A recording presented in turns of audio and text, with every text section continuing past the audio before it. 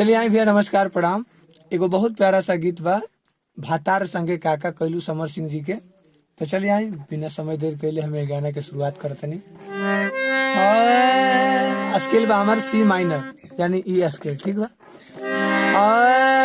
अरे नहीं हर से जब ससुरा गईलू कई बज दिया बुतैलू भातार संग काका कैलू भातार संग काका कैलू।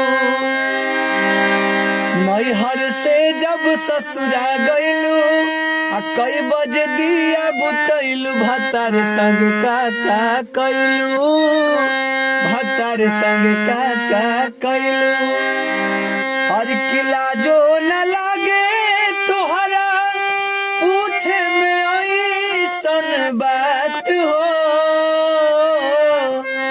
लाजो न लागे तोहरा पूछे में ऐसन बात हो।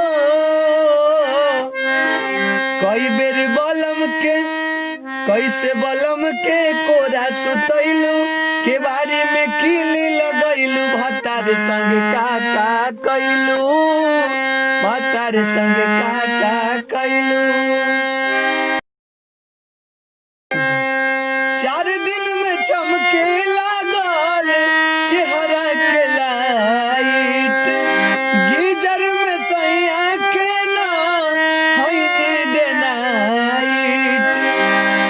4 दिन में चमके लागल चेहरा के लाइट, गीजर में सैया के ना है डे नाइट।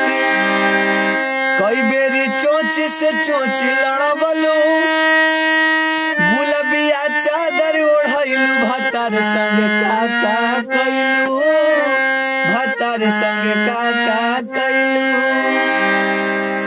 चलिए बहुत बहुत धन्यवाद।